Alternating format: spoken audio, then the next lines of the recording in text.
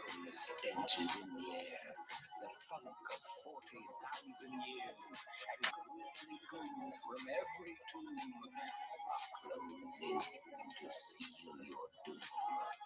And though you fight to stay alive, your body starts to shiver, for no mortal can resist the evil of the thriller.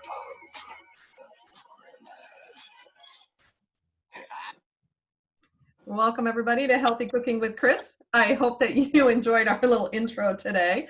If you are here for cooking class, you are in the right place. We are recording this session, so if you're having a particularly bad hair day or don't want to be seen on camera, please feel free to leave your camera off. You have been muted upon entry, and so that way we can have 3 of us going today. My name is Amy Nichols. I am going to host, and we're going to give it just about 1 more minute here where a bunch of people are jumping in here at the last minute, and we have our largest sign up ever for Healthy Cooking with Chris today. We had over 100 people register for this class, so I feel like we're going to be letting in people a little bit at the end. So if you just bear with us 1 more minute, we're going to get going. And I'm going to stop that right there so I can see everybody's faces. Oh my goodness. Welcome everyone. In the meantime, like I said, my name is Amy Nichols. I am the campus coordinator for the Campus for Creative Aging and the host of this lovely show with my friends here, Chris Flood and Isabel Hinton.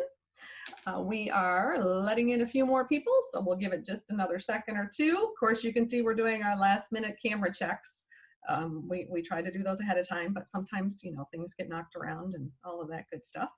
And yeah, how come, Amy, yeah. how come I don't see myself? I see like did you stop recording?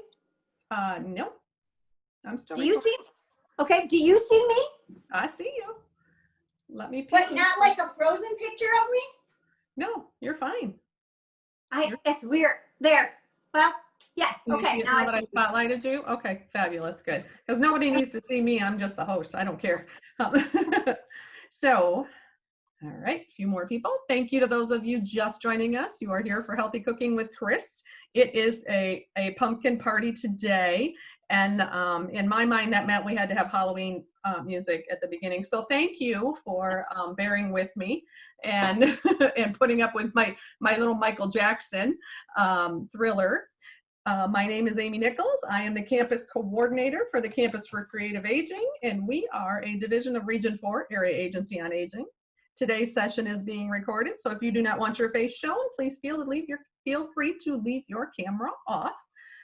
If you have any issues, feel free to use the chat box. I just sent a chat to everybody that says hi, and hello to several people from across the pond today. We're very excited that you are here. I will talk about that in just a minute. But in the meantime, if anything should happen and we are Zoom bound, which is what happens when hackers get a hold of your Zoom link and do nasty, nasty things, that you will notice it, but we will immediately end this class and we will revisit it again on another day. So don't worry about that. I'm going to click over here and I'm going to do a little screen share for just a second. And that way you all can see who we are and what we're doing. So, as I said, my name is Amy Nichols. I am the campus coordinator for the Campus for Creative Aging, a division of Region 4 Area Agency on Aging. The campus is actually a physical location and a movement. So what I mean by that is the physical building is beautiful. It's located in St. Joseph, Michigan, and it is really a cool place to make education creative and fun for older adults. But when COVID happened, we closed the doors and we haven't been back since March 13th. So we had to punt a little bit and do something a little different. And that's how we ended up with this Zoom classes of all kinds. And my favorite one is my Zoom class with Chris and Isabel here. So let me tell you a little bit about Chris Flood, MSDTR. She is the health education supervisor at the Bronson Wellness Center, and she is part of the Community Health Equity and Inclusion Department. Isabel is her nutrition educator, employee extraordinaire. And they are going to split up the cooking details today. So if you've ever joined us before, it's going to look just a little bit different today. Usually we have just Chris cooking or just Isabel cooking, and now today they're splitting it up. So you've got a couple recipes. They should have all been emailed to you. If you didn't get them, please let me know on the email that I sent you this link in, and I will be happy to resend them while the ladies get to going. So without further ado, I am going to pin Miss Chris's video here so you all can see her, and I am going to let Chris Flood take it over.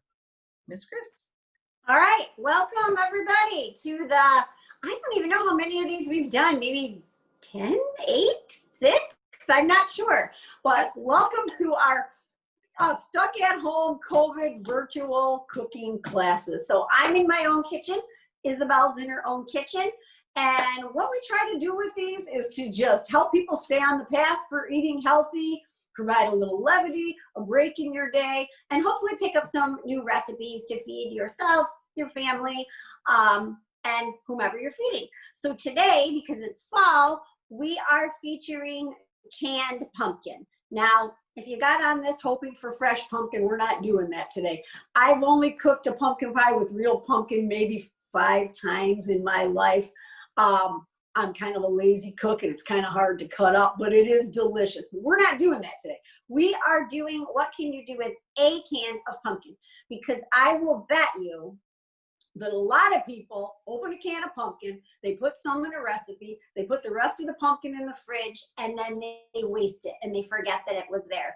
So if you make all 3 of these recipes, you will use your 1 can of pumpkin. So that's our goal. What can you do with a can of pumpkin? That's what we're going to show you next. So we're going to take you through 3 recipes today.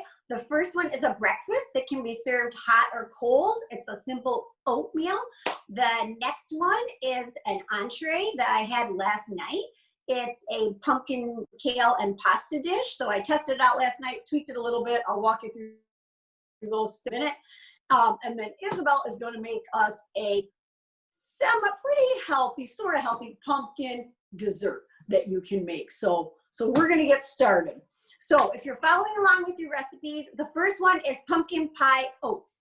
And again, this can be served hot or cold. I'll tell you how. But let's talk for just a minute about pumpkin. Why did we choose to do a class on pumpkin? We chose to do a class on pumpkin because it's a super nutritious vegetable.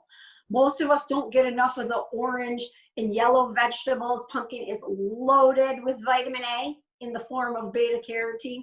It's loaded with fiber, and it's really good for you. So that's why we're featuring pumpkin today. So in our first recipe, the first thing we're going to do is we're going to get some quick oats. Now, if you wanted to do this with steel cut oats or rolled oats, you could. We did some overnight oats a couple of sessions ago, and this is a sort of a different version of overnight oats that can also be cooked the next day. My husband likes things hot. He doesn't like cold oatmeal. So you can do that either way. So we're going to take our half a cup of just regular old quick oats is what I used.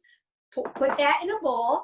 And then we're going to be adding a teaspoon of chia seeds for some iron and extra fiber. So chia seeds are something you can add or not. That's totally up to you. A lot of people use flaxseed nowadays, and if you have some flax seeds, you could add those in. What chia seeds do is they help with the texture. They're going to absorb some liquid and make this a little bit thicker, and they also give us some fiber and a little bit of protein, a little bit of iron. So we've got chia seeds in the bowl. Next, I'm just going to add a couple of spices. So I have pumpkin pie spice, but if you don't have it, don't sweat it. You can add a little bit of nutmeg, ginger, some clove, and some cinnamon, and make your own pumpkin pie spice, or you can just use cinnamon. So if you don't have this, don't sweat that. We're going to use pumpkin pie spice. Right now, this is great value. I think I paid about maybe $1.50 for it. So I'm just going to put in our pumpkin pie spice right into our bowl there. And then I'm going to put in some cinnamon as well, just a little bit of cinnamon because I'm going to add some at the very end. So I'm only doing in my clean hand that I just washed about a 1/4 teaspoon of cinnamon. If you like more, put more. So we've got most of our dry ingredients in there. Now, I want to talk through some of these wet ingredients because they will change up the caloric value, or if you're counting carbs, they'll change that up too. And I see a question, but I can't see it from here. So Amy, I'll get to that one in just a minute. You can read it to me. Something about chia seeds, I think. So we'll get right back to that. As soon as I get all my ingredients in. So think of your other questions and put them in. So what I'm going to do now is I'm just going to put in our 1/3 of a cup of pumpkin. So that's a 1/2 cup. That's not going to work. That's a 1/4 cup.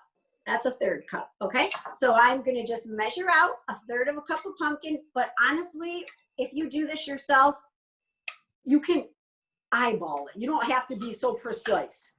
So it could be a 1/3 of a cup. It could be a 1/2 cup. Honestly, it can be whatever, however much pumpkin you need or like. I'm using soy milk because it's what I had. So in your nutrition analysis, I use soy milk. If you use coconut milk, it's going to be a little different. If you use dairy milk, it's going to be a little different. If you use almond milk, a little different. But we're using soy milk today. So I've got added that. And the last thing I need to add is my yogurt. So hang on a minute. And Amy, why don't you read me that question while I'm grabbing the yogurt? I would love to.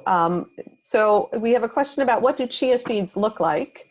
And just a clarification that this is not the overnight oatmeal recipe that we did before, correct? This is a cooked oatmeal. Mm-hmm.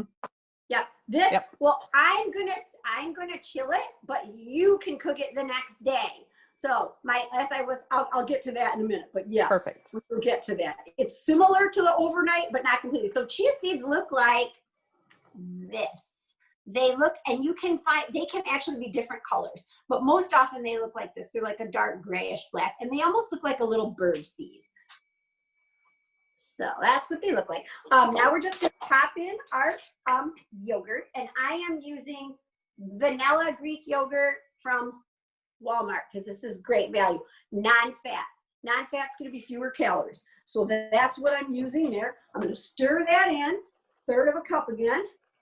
And again, you can eyeball this. You don't have to be really precise in this. I just dirtied my 1/3 of a cup. So I'm going to just do a heaping 1/4 cup, and that's going to be just fine.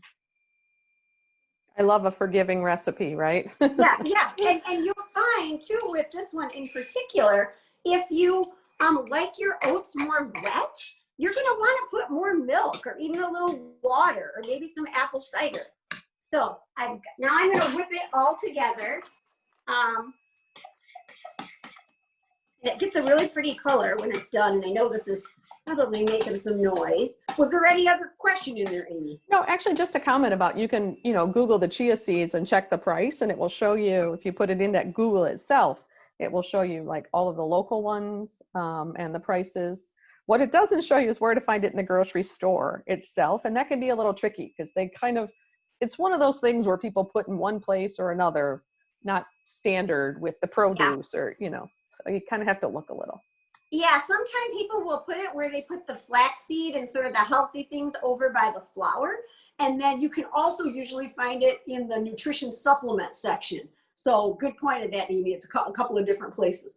So right now I'm at this point. I've got this all mixed together, but I haven't added my sweetener yet, if you guys noticed. So if you're counting carbs, you can add, maybe you're used to using stevia, or maybe you're used to using Splenda, or maybe you're used to using a brown sugar Splenda blend. Sweeten this to your own taste.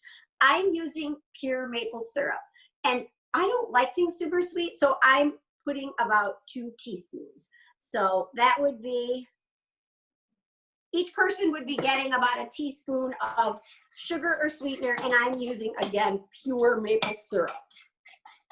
Chris, we did have a question. How much milk and how much pumpkin spice pie spice did you put in there? Do you remember? Yeah, I can tell you it is on the recipe. I use 1/3 of a cup milk or plant-based milk. So whether it's cow milk, almond milk, whatever. And then I followed the recipe for this one. I put a 1/4 teaspoon of cinnamon and a 1/2 teaspoon of pumpkin pie spice, but you can adjust those to your liking. Awesome, thank you. So at this point, we got this, and I'm adding a secret ingredient, which is just a little tiny, teeny pinch of salt, because salt makes sugar taste sweeter.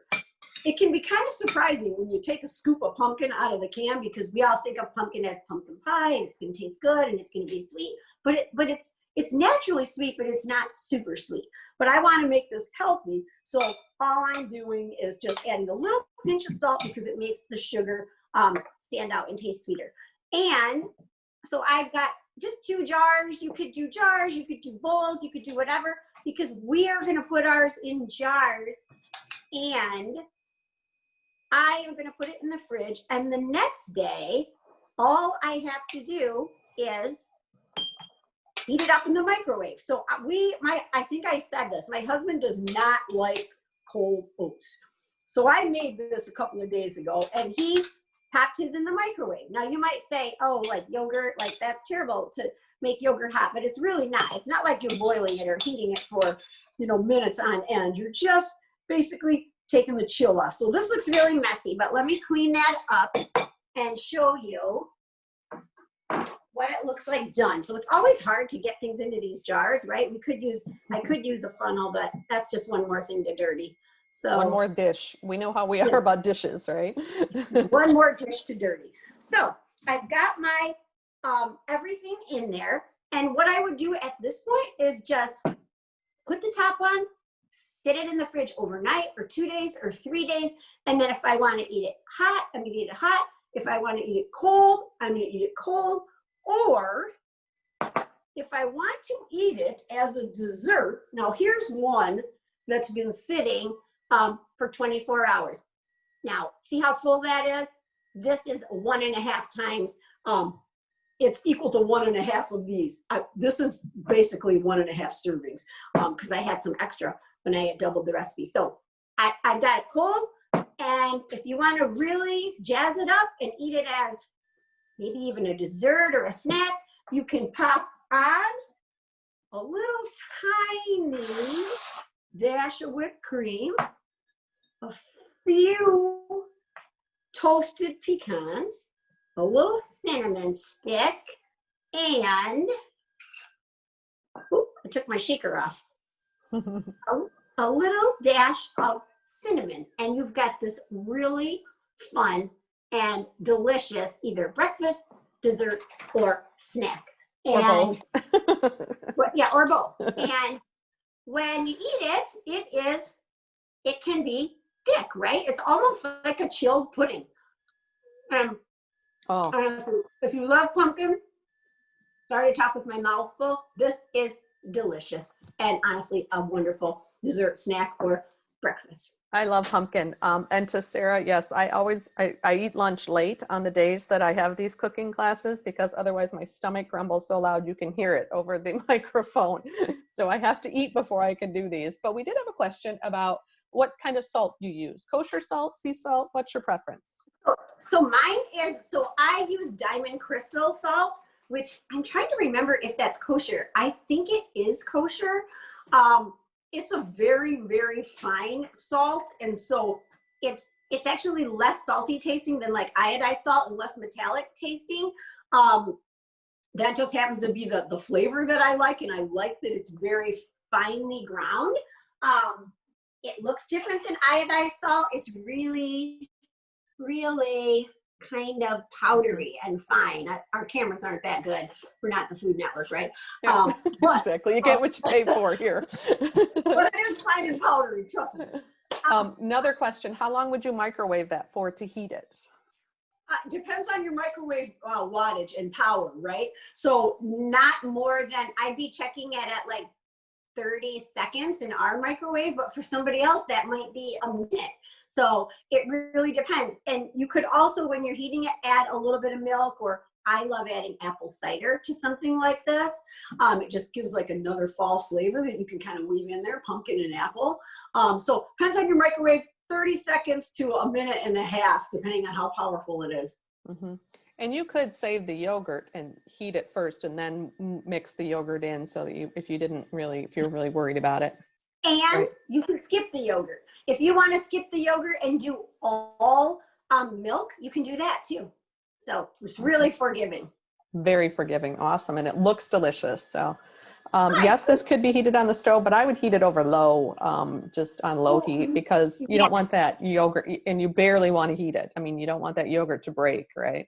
And it's hard, yes, and it's hard in a pan because it's going to stick. I would try the microwave with just maybe a little bit of extra milk, or like I said, cider or something like that. Awesome. Well, people are very excited about this one. And also in your packet, I don't know why I have this habit that all of a sudden I'm saying y'all. I was going to say in your packet, you all do have a recipe for a hot oatmeal as well. So there, you can try that, because I know some people don't like cold. So there's also a pumpkin apple quick oatmeal in your recipe stack. So that's awesome. another. We're not doing that today, but that's another one. So Amy, now I am going to clean up for our next dish. If you want to run your chats or your questions or whatever you had there. Right. Okay. So I'm going to go ahead and cancel your spotlight and unpin you for a moment. And then I am going to give it just a moment here. I'm going to ask you guys some poll questions. So if you are not familiar with poll questions, what's going to happen is this. A question is going to pop up on your screen, and then you are going to pick the answer that you think is the most correct. And for this time, there's only one answer for each one. Sometimes I do multiples, but this one's just for this one. And then I will tell you the answer if you get a chance to vote. So please feel free to click on your answer and hit submit or enter. So the question is, which United States state grows the most pumpkins? Ohio, Michigan, Indiana, Florida, or California? And for you all that are joining us from across the pond, I'm sorry, I wasn't really considering that when I was thinking about these questions. So, all righty. Is it Ohio, Michigan, Indiana, Florida, or California? So I'm going to give you another second or two. And you do not have to answer these. And by the way, all of these polls are anonymous, just so you know. All right, I'm going to end the polling. Here we go. And the answer, everybody thought it was Michigan. Okay, this was a trick question. It is actually Indiana. Indiana grows just a ton of pumpkins. They are the leader in the United States, although pumpkins do grow a lot of places. So we are going to show you the answers. There we go. And Michigan, 45% of you said Michigan. Well, I like to think that you were just wishful thinking because of what we were doing. So, all right, I'm going to stop that one. And then I've got one more question for you right now.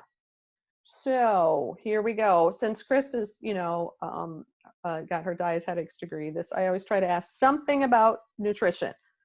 1 cup of mashed pumpkin contains 245% of what vitamin? Now, Chris may have even said this, and if she did, I might have missed it. So 1 cup of mashed pumpkin contains 245% of what vitamin?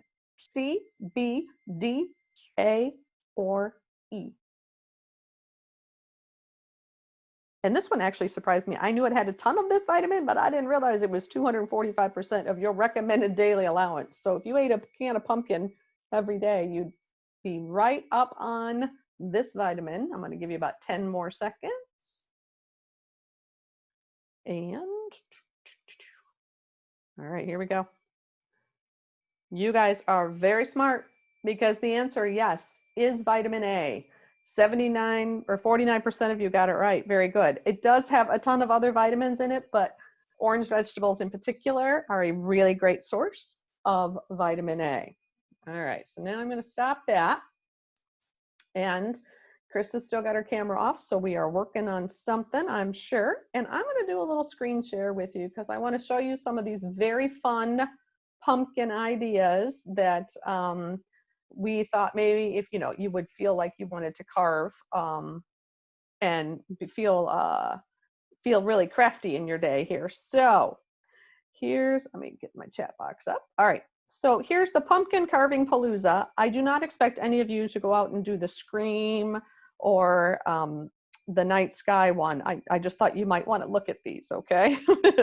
So the Walking Dead one, if y'all are fans of The Walking Dead, I thought was kind of cool, and they did a really nice job. And then there is, I just lost his name, the artist, with the pumpkin. But this one is the Day of the Dead, which is actually not on Halloween. I don't know if you're familiar with that one, but it is a tradition, and it is the day after Halloween. This one I thought was kind of unique. If y'all were feeling really crafty, you could stick a little tiny pumpkin inside another pumpkin and see his cute little eyes. This is just carved with with a drill. And then they connected the dots. So these are all constellations, which I may actually try to do this one because I'm pretty good with the drill. I don't want to have to use a knife too much, but I can handle a drill and a little knife in between to make the whole night sky. I thought it was just absolutely beautiful. This one comes from Martha Stewart, of course. And this is my new favorite. I'm going to make my family make this one for me because this is what I do all day. I am on Zoom all day, and I am the queen of the Zoom. That's what they call me. And I'm going to have all my little faces on there. So if you get to feeling like you don't want to handle a knife, here's some that are really cute, I thought, with absolutely no carving. So you could just paint mustaches on there, or you could literally just make them look like little donuts, or this one's even cuter with two buggy eyes and and some there we go, some gauze. So it looks like Chris is back. Hello, welcome back. I'm back. All right, let me re-spotlight you and do all that again so that you are locked for everybody to see, and we'll be good. All right, come on. I don't know why it's not doing it. It's giving me a fit. Just keep going. You're good. Okay, so I am back with our recipe number 2, which is macaroni Alfredo with pumpkin and kale. So when we think of Alfredo, a lot of times we think of cheese and cream and butter and really a lot of calories. So we are going to make a healthier version of an Alfredo. So this recipe is super easy. I'm going to get it half going, and then Isabel is going to jump on and do her thing, and then we're going to come back when the pasta is cooked. So what I'm using for this recipe is obviously my can of pumpkin, because I'm working on bottoming out this can. And so if you're following along, our first step is cook pasta according to directions. I'm not doing that yet. I'm going to throw the pasta in when Isabel starts, but I have 1 1/4 cups of pasta. So some people look at that and they say, why bother? Like, that's not really a lot of pasta. But the point of this dish is this is going to well feed 2 people, because we have got a lot of, and you guys have seen me do this before. In this recipe, we are going to be dividing all of this chopped kale, which I'll talk about in a minute, between 2 of us. So less pasta, more kale, more pumpkin, making it a little bit healthier. So we're going to hold on cooking the pasta. I'm at step 2. So what we're going to do is we're going to make a really easy, basic sauce. So I'm going to hop back and turn on my stove. Hang on a minute. People would like to know what time dinner is at your house, Chris. With dessert. Today it's about 6 p.m. All right, that's what I thought. That was what I said. So yeah.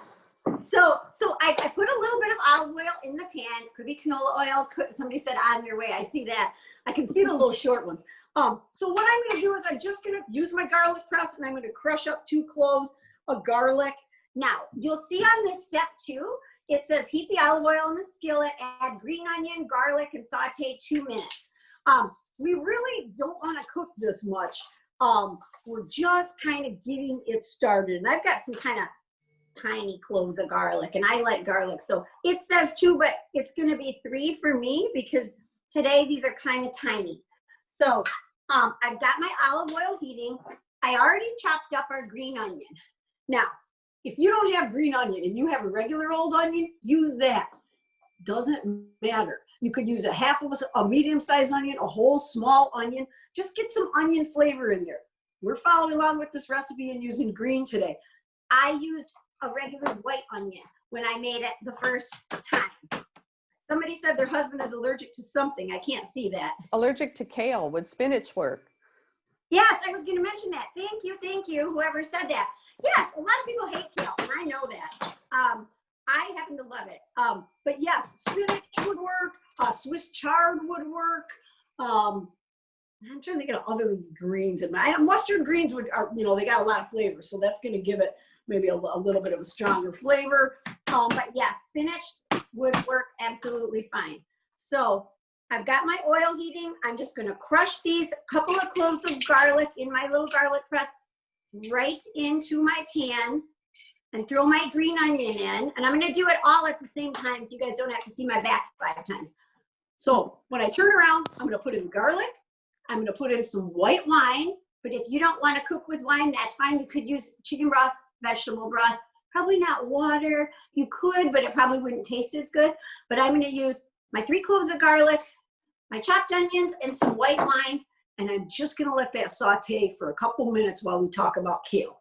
So Amy, have you got another question for him while I put this in? Of course I do. Let's see what I have in the old poll thing. Let's see. So here's another pumpkin question. The average carving pumpkin, like I just showed you in all those video or all those little slides, contains how many seeds? 200, 300, 400, 500, or 1,000? And I took this off the internet. I did not take the time to actually look and see how many seeds were in one. I haven't actually bought pumpkins yet. So is it 200, 300, 400, 500, or 1,000? I'll give you just another minute or two here while Chris is doing her thing, and then I will tell you the answer. All right, and here we go. The actual number, you guys are correct. I'm hoping you guys were not Googling that at home. I didn't think about that. But it is 500 is about the average number of seeds. So when you carve your pumpkins, and you know, it is okay to take a little handful and then figure out how many is in that handful and then multiply it. But you can impress your kids and your family with your knowledge now. So there we go. Awesome. All right, So back to Chris. we are, can you hear me okay? We can. Okay, perfect. I couldn't remember if I muted or not. So we are at step 2, or finishing step 2 of our recipe. I added my green onion, I added my garlic and my wine. That's only going to go for a couple of minutes. And then I'm going to put in 6 ounces of evaporated, not sweetened condensed, evaporated milk. And I measured that out ahead of time. But I want to tell you that your recipe says to look for the fat-free evaporated milk. That's going to take the calorie count. That's what your recipe is analyzed for, but I could not find any fat-free evaporated milk at Meijer or Walmart in our community. So I'm using whole, which if you're looking at the calories is going to take the calorie count up by about 50 calories per serving. So just letting you know that. Couldn't find any low fat or fat free. So I'm using whole. So we're going to add that in a minute. And we're going to let that simmer down and cook a little bit off. But I want to talk about this. So this is dinosaur kale. You could use whatever kind of kale you like. You could use red Russian, you could use curly kale, whatever you like, or spinach, like somebody said. But if you have never used this before, and I got this from our CSA just yesterday, actually, because I got my box late this week. So if you've never used it before, all you have to do is grab it by the fat part of the rib. Now this is washed, right? Washed first, and pull, and you can see that the leaves are coming off, right? That's done. Then I've got this nice little leaf, and that rib that's left in there is tender enough to just chop right up. Now I'm not going to take you through the steps of chopping up 4 entire cups of kale, but I did want to show that to you because some people don't know how to get the rib out. It's super easy. For this, I am just going to fold it, and I'm going to tuck in my little knuckles, and I would just dice it like that. Beautiful. Chris, could you use a non-dairy milk instead of the evaporated? Like, I think there's a coconut evaporated milk, isn't there? Or is there a rice? Yes. Yeah. Yes, there is. And if that person that's asking about that is a lactose intolerant, I don't know if it's for an allergy or for a lactose intolerance, but I did notice that they do make lactose-free evaporated milk now. So that is something I didn't know before. That's cool. But yes, I think you would want one of the milks that doesn't have a lot of flavor. So I wouldn't really suggest almond, but maybe like a rice milk or you could, I think it would taste great with coconut milk. That's just my personal preference though. Maybe oat milk, plain oat milk is pretty, doesn't have much flavor. But I probably wouldn't go with soy, and I probably wouldn't go with almond because they have kind of a distinct flavor to them. So good question. All right. So I am going to hop back, pour the milk in, and you'll see in the recipe, it says to then let it simmer uncovered about 5 minutes. So I want to show you what it looks like. So I basically got my just onion and garlic in there, and a lot of the wine has cooked off. Now I'm going to move it to my simmer burner. I'm going to add the milk, bring that to a quick boil while Isabel's doing her thing. And then I'm going to reduce it and let it cook while Isabel is cooking. So we'll work on that. So any questions thus far before we go to Isabel? One more quick one. What's the difference between evaporated and condensed milk? Wow, I don't know on the processing, but I have never seen condensed milk that is not sweetened. Now, I do not know if there is condensed milk that is not sweetened. When I think of condensed milk, I think of the kind that you use in desserts that's really sticky and sweet and super high calorie. I do know in both cases, the calories go up because they're taking out a lot of the liquid, right? They're evaporating the liquid and leaving you with the protein and the fat in the case of this milk and the other carbs and things like that. So I don't know. I'd have to look that up. I could maybe look it up while Isabel's talking. Great. Yeah, I kind of think it's sweetened condensed milk is I've only never milk that I seen it know of. condensed. So, yeah. I've never All right. seen it condensed and not sweetened. Okay. So I'm going to pop this back, bring it to a boil, and Amy, you can go on to Isabel. I'm about to make Isabel the spotlight girl here. All right, you are the spotlight. Welcome back. This is Isabel. This is very fun for me. I get to, we're now swapping another kitchen. So, Isabel, what are you making for us today? Hi, can you guys hear me okay? We can. Awesome. Well, today I am going to show you guys how to make a super easy, super quick, no-bake pumpkin cheesecake. So I am super excited to be here because my specialty is desserts, and I am a baker at heart, and I love playing around with desserts and how to make them a little bit healthier with some more nutrition in them. So I'm super excited to show you how to make this dessert with pumpkin. So the first thing I want to bring up is this is what Chris is talking about. I don't have to use that much pumpkin in this recipe, and I still have a whole can of pumpkin left over. So that's why it's good to try all these different recipes so we can use up that can of pumpkin. So I think after this, I'm going to have to make some of that Alfredo that Chris is making because that looks absolutely delicious. So the first thing that we're going to do is we are going to take a graham cracker and a heaping tablespoon of chopped pecans.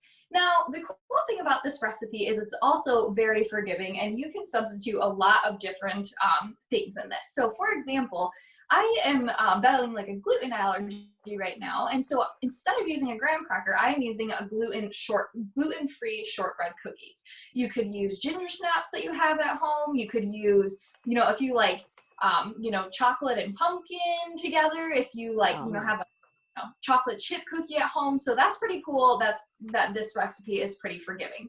But the cool thing about the graham cracker is it's got some whole grains in it, which are really good for us. And then the pecans, you can, again, omit this if you have an allergy or if you don't like it. But the pecans are really cool because they add a little bit of protein and some healthy fats.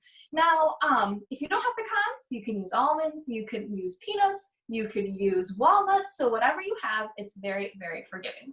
So you're going to take those, the graham cracker and the chopped pecan, and you are going to blend it in a food processor or a blender, or if you don't have a food processor or a blender, you could put it into a like a zip top bag, and you can take a rolling pin to crush the graham crackers and the pecans. You could take a rubber mallet to try and crush those pecans and those graham crackers.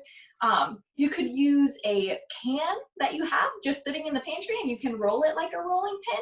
So, whatever it is. And now, this is what it's gonna... such a good stress reliever to whack them with a spoon. To just whack away. So if you need some stress, there you go. So already did that part, so you didn't have to watch me whack my my shortbread cookies and my pecans together. But what you end up with is a delicious kind of crumbly crust. And so what we're going to do is we are going to start to assemble our little pumpkin cheesecakes. And we're going to put this at the bottom of our jars to make a little crust. You're just going to pour it in, make a nice little crust at the bottom. I have a little extra, so I guess I made a little bit more, but that's okay because then I can make another serving. And so I've got that started right here. So I'm just going to set this aside while I make my filling. So now for our filling, what we're going to do is you're going to take a large bowl and you are going to add some softened cream cheese. So this is at room temperature, so you're going to add this into your bowl. And you're going to add some cinnamon. Now, later on in the recipe, it calls for some pumpkin pie spice. I just mixed together my cinnamon and my pumpkin pie spice because I was running kind of low. So I added just a whole bunch of extra cinnamon. So you can definitely do that. So I've got my cinnamon pumpkin pie spice mixture right here. And I'm going to dump that in with my cream cheese. Speaking of cream cheese, Isabel, do you think it would be okay to use a dairy-free cream cheese in here? Yeah. I think so totally. too. Definitely. I have never made with a dairy-free cream cheese, but I'm sure that it would taste just as fine. So that, again, this recipe is really forgiving, and the cool thing is it's no bake, so you don't have to worry about, you know, things separating and melting and all of that. So a dairy-free cream cheese, I'm sure would work just fine. Perfect. So now what we're gonna do, oh, do we have any more questions before I move on? Nope, that was it. Perfect. All right. So I've got my cinnamon in here and my pumpkin pie spice and my cream cheese. Now we're going to add a heaping tablespoon of plain Greek yogurt. Now, the cool thing about Greek yogurt is it's thicker than regular yogurt. It's got some more protein than regular yogurt. I like the taste of it better. But you know, again, if you don't have Greek yogurt, you can use regular yogurt. It's just the Greek yogurt is definitely going to give you a little bit more protein. So that is really fabulous as well. All right, we're almost ready to start mixing that together, but next I need to add my pureed pumpkin. So my 100% pumpkin, I'm gonna dump that on in there. Oh, nice. Calls for a 1/4 cup. So I've already measured all of this stuff out, so you didn't have to watch me measuring it all out. Got that all in there. Isabel, did you know that those pumpkins that they make canned pumpkin out of are not orange on the outside? I did not know that. They are white on the outside because technically they're a squash. They're not technically like a pie pumpkin that you buy. The orange ones that you would cook, the littler ones, they're okay, but that's why it doesn't taste the same when you cook one at home versus what you get out of the can. Plus, it's much more condensed and cooked down. But yes, they're white. Well, I knew today. Thank you for sharing that. How cool is that? No problem. No idea. I know. I go to the grocery store and I see pumpkin and squash of so many different colors. You know, you got acorn squash and butternut squash and pumpkin, and all of those are delicious, delicious fall vegetables. But I usually stick with the pumpkin, zucchini, the butternut squash, the summer squash. Those are the types of squashes that I like, but all good fall flavors. All right. So I'm just getting about ready to mix it all up, but the last thing I need to do is I need to add in my vanilla extract and my pure, 100% pure maple syrup. Now, you can add them separately. I actually mixed them together earlier. I really love vanilla infused maple syrup, and so it kind of just gave me kind of like a vanilla infused maple syrup when I mix them in together. But you can add them in, you know, separately. You can mix them together, let them sit for a little bit to combine those flavors. It's really, really great. And that is done. Okay. Now it comes time for me to mix it up. Now, you are going to blend this with your hand mixer for about 3 to 5 minutes until it gets fluffy and smooth. So it takes a little bit of time to blend it up, but you want to make sure you blend it up. The finished ones that I have here, I didn't use a hand mixer because my husband was doing a test, and so I couldn't use my super loud hand mixer because our apartment is super small. But at home, definitely, if you can blend them with a hand mixer, it's going to be easier to get that fluffiness. It's going to be able to combine a little bit better. It's going to get the air going into your mixture. Do I have any questions before I start that? Well, when you say 1 graham cracker, do you mean the one big long graham cracker, or half of that? 1 sheet, so 1 graham cracker. So it'll have like 4 little sections on it. So just 1 sheet of graham cracker. Yeah, that went a long way. I did, right? Yeah. All right. Any other questions? No, that was it. Okay. Just the question was whether squash or pumpkin is better, and I'm like, they're all good. Just some taste a little different, right? All good, and they do taste a little bit different, but they all have good vitamins and minerals in them. So definitely squash, pumpkin, acorn squash, spaghetti squash, all of that stuff is still all delicious, and it's kind of fun to play around with different recipes. Like I prefer putting zucchini into my spaghetti sauce, but I prefer using, canned pumpkin for like desserts and everything. Awesome. All right. So Amy, while I start blending this together, do you have another chat question or a Zoom poll that we could get going? I do have some polls. Let me see what else I've got going on here. And we are going to, how about if I just mute you a little bit there, Miss Isabel? So that you can mix away, so that y'all are not stuck listening to the whir of the wine of that. But let's go to our next question. And this one actually comes from Isabel. And how heavy was the heaviest pumpkin in the world? So was it 2,624 pounds, 1,500 pounds, 794 pounds, or 3,126 pounds? So considering 2,000 pounds is a ton, we have like a 1 ton, 1.5 ton, almost a ton, or half a ton. Basically, if it helps you think about it that way. But 2,600, 1,500, almost 800, or 3,100 pounds. My goodness. Either way, those are big, big, big, big, big pumpkins. I'm going to give you just another minute to get your good guesses in. I wish we had prizes for these. That would be really fun. But because, we don't. It's the reason we don't have good cameras either. But okay. So here we go. I'm going to end this polling. And the answer that everybody picked was 2,600 pounds, which is correct. The largest pumpkin heaviest pumpkin in the world was 2,600 pounds. And it is gigantic, if you can imagine. And so, yes, Patrice, you have not been lying to everyone, because it's a white pumpkin. It's a squash, but it's a white pumpkin is what they're called. So you haven't totally lied to anybody. But if you would like to make your own pumpkin and cook it down, I think you're going to find that it just doesn't have as much flavor. When we get back to Chris again, she's done it about 5 times. I did it twice, where I cooked an actual pie pumpkin down. I found it very, very tedious, and it didn't taste as good. I like that much more intense flavor of canned pumpkin. So, all right, she's still mixing. So I'm going to launch one more poll. The good news is you don't have to have knowledge on this one. This is just a preference. Would you rather eat the pumpkin, eat the seeds, or none of it? And if you answer none, I'm gonna be curious as to why that is, because I would rather eat the pumpkin. That would be my vote, but I don't get to vote. They do not let the hosts vote in these, which I feel kind of sad about.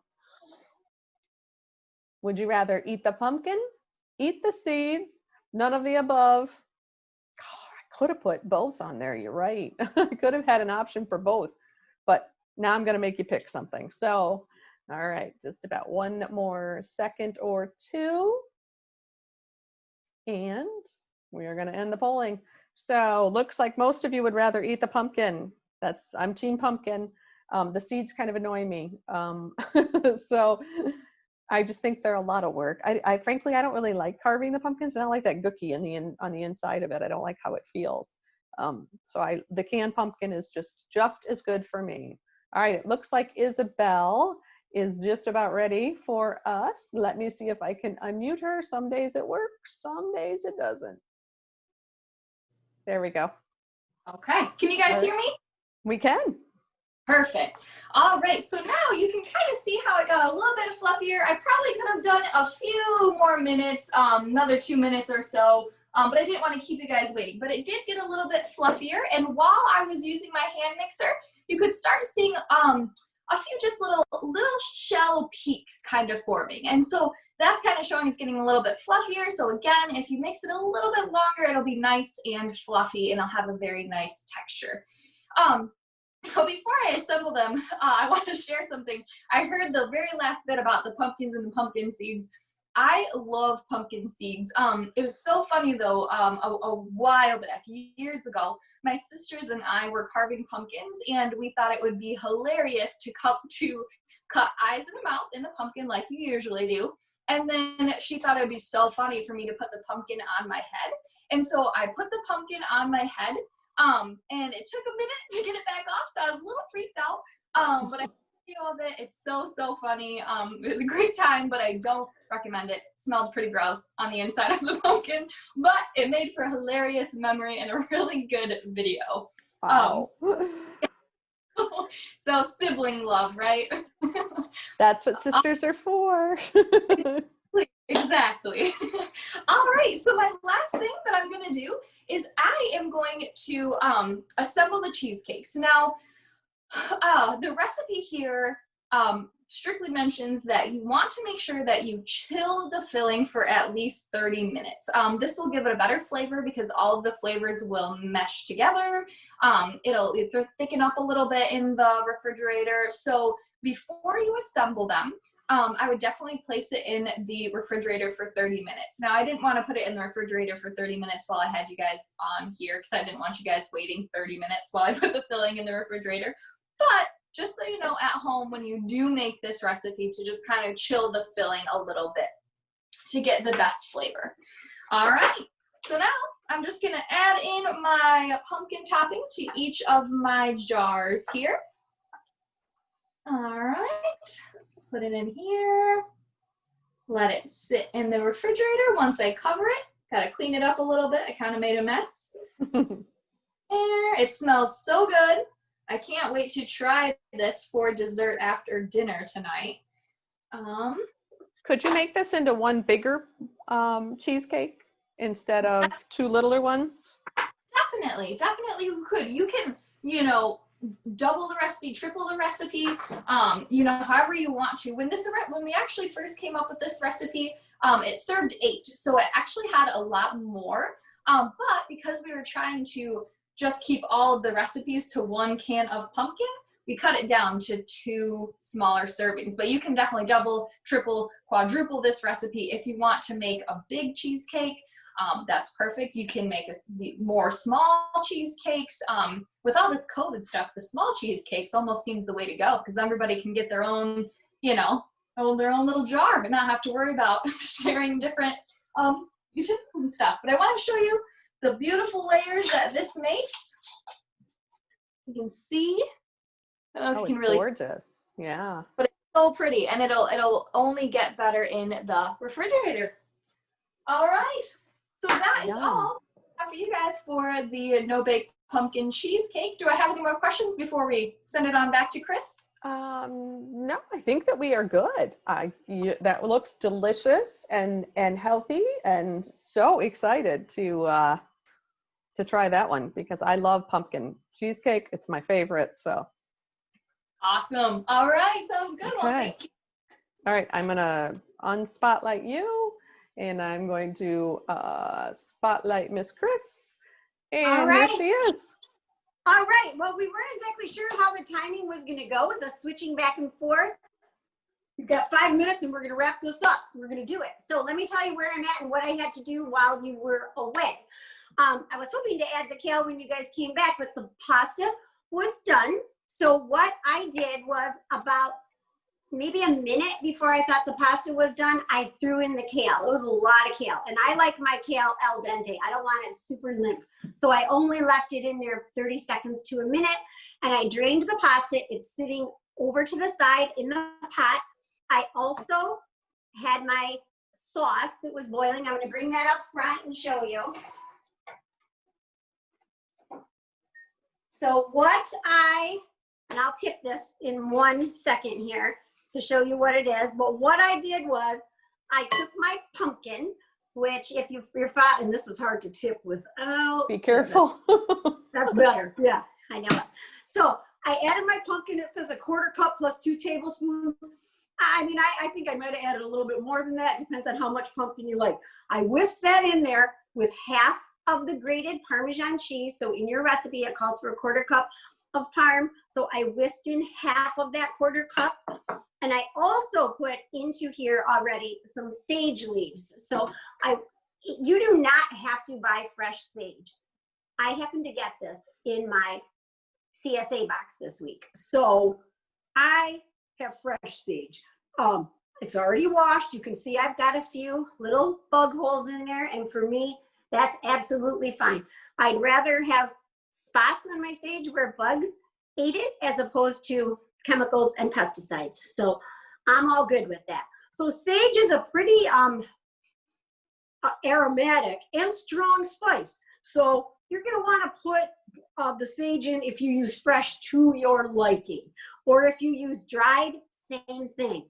So start with a little, add more if you want. I already added the sage back there, but I'm just showing you. So I usually stack the leaves up like this, and then you can roll them, which I don't know if you guys can see this, but to cut them, you can just roll them and then try to get some thin slices out of them.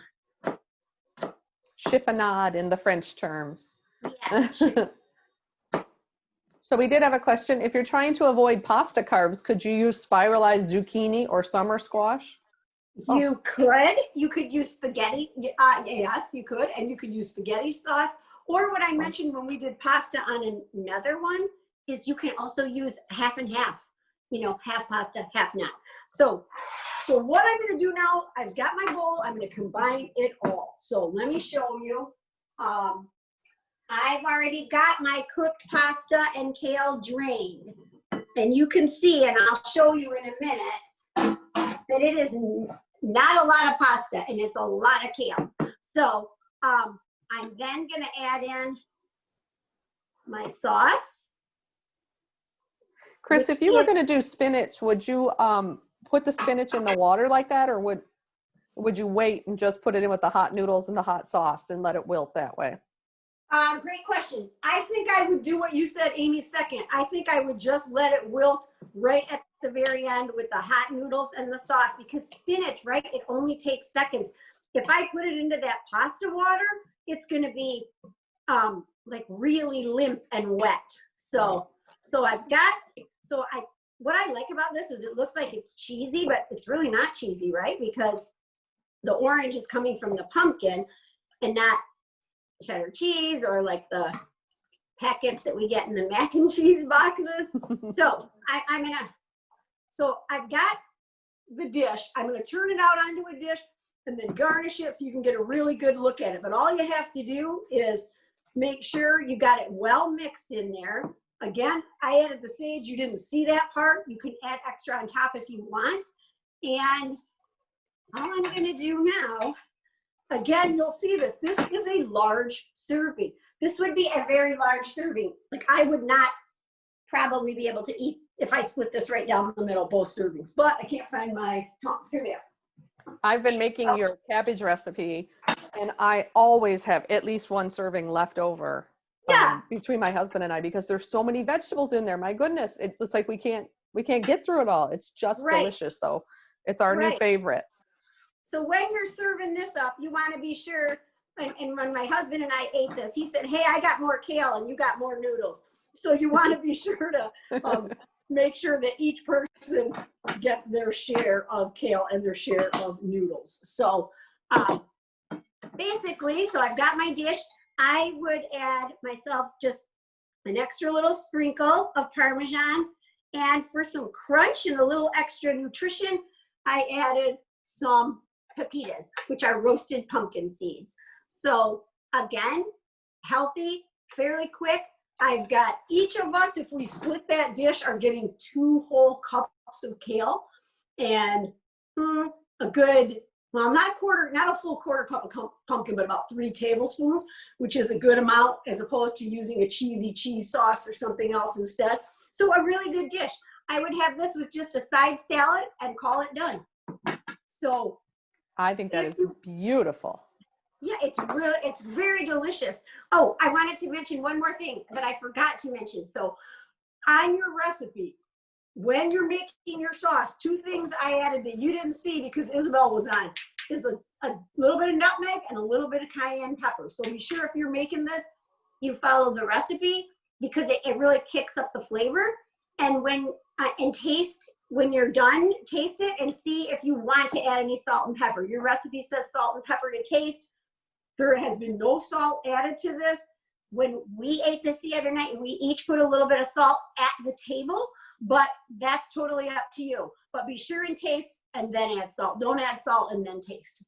Just a better way to go for your sodium intake. Oh, definitely. So, it's just a habit. I know we're at the end of our hour. I'll stick around if there is questions, but I hope you guys can use up your can of pumpkin by making some overnight or cooked oats, by making a super healthy main dish, and then Isabel's fun pumpkin cheesecake desserts. And we so appreciate you coming to these classes. We'll let you know what's on the schedule next, and let us know if you need anything, and I'll stick around if there's any questions. I was just going to say that we are just about to book out our next couple of months of classes. So keep an eye out for that. And on behalf of Bronson Wellness Center, the Campus for Creative Aging, and Region 4 Area Agency on Aging, we are very happy you joined us. If you are looking for more classes, you all signed up on Eventbrite. You'll probably get notifications when we book more classes, but you can always look on the Campus for Creative Aging.org website. Our stuff is uploaded to there just the minute that I create them in Eventbrite. So I'm glad that you guys, somebody's cooking along, Chris. Their pasta's almost ready, and somebody's making the pumpkin cheesecake, and I cannot wait for that. I cannot. Good. So, and if anybody has any questions, would like to see some recipes for those with GERD or acid reflux. Okay. Yes, maybe I'll talk about my tomato sauce, Chris, because I just made, I'm allergic to tomatoes. So I made tomato sauce that doesn't taste like tomato sauce, did it? I mean, it tasted like tomato sauce. It didn't taste like it was just vegetables. Right. But I made another round of that without all the Italian seasonings, just to be a base. And I put pumpkin in there, and it needed no sweetening at all. I had, again, a third of a can of pumpkin left over from pumpkin pancakes. So I just threw it in there, and it worked out really well. So maybe we should do that next. We'll talk about it. Yeah, that sounds good. All right. So thank you, everyone. If anybody's got any questions, you can unmute and ask away or put it in the chat. And if we don't hear from you soon, then we will, Karen would love that recipe. Okay. Email me and ask me for it, and I'll share it with you, because I kind of, it's one of those recipes where you start and then you mess with it. So it is. So yeah, I was very excited to take my tomato sauce over to my Italian friend and see what she thought. It was good. It was very good. It is. In fact, I think I'm having the spaghetti sauce tomorrow night. I froze all of it after I made that. So. All right. And thank you to all of you for joining us. It's just great when we have so many people. Awesome. And thanks to Isabel too for her cheesecakes. Yes. And if anybody is still on, I did look up the difference between condensed milk and evaporated milk, and it is sugar. Condensed milk always has sugar. Like we thought, there is no condensed without sugar. And there's a little bit of difference. In fact, I have it here on my iPad. The regular evaporated, they take out 60% of the water.